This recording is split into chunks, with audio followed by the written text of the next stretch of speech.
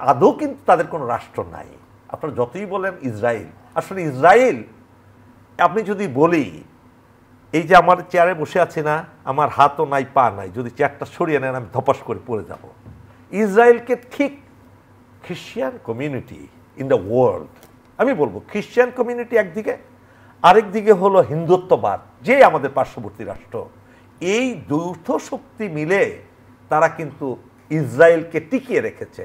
আজকে যদি এই মুহূর্তে আমেরিকা তাদের সমর্থন প্রত্যাহার করে নেয়, ইসরায়েলের নামের রাষ্ট্র এটা মাটির সাথে মিশে যাবে।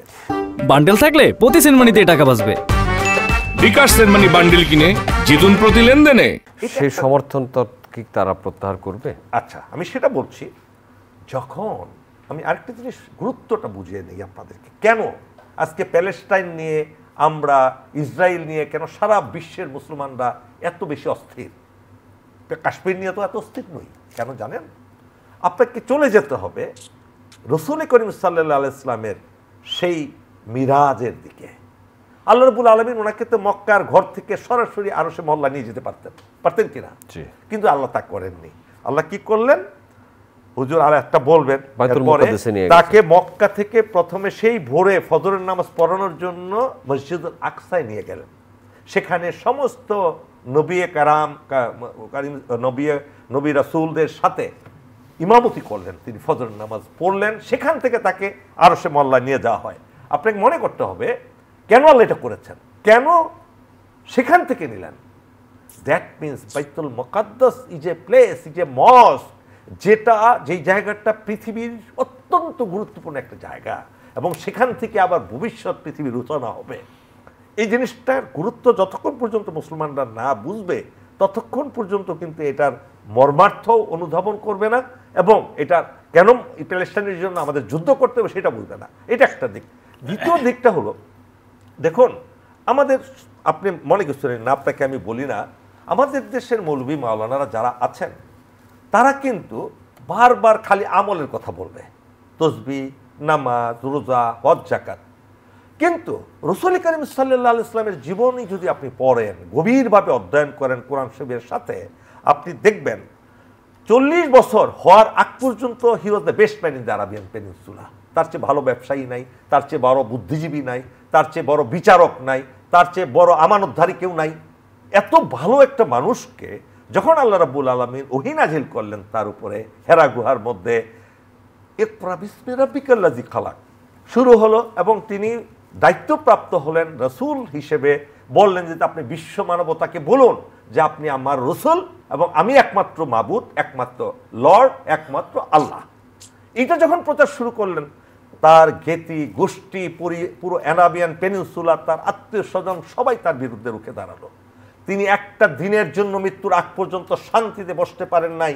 মক্কার 13 বছর প্রতিটি দিন উনি বেজ্জুতে, মানে সেটা কি খুবই কষ্টের মধ্যে ছিলেন। গ্রেফতার ছিলেন 13 বছর, অবরুদ্ধ ছিলেন 3.5 বছর। সেখানে জুতা, চামড়ার পানি দিয়ে ওনারা প্রোটিন নিতেন।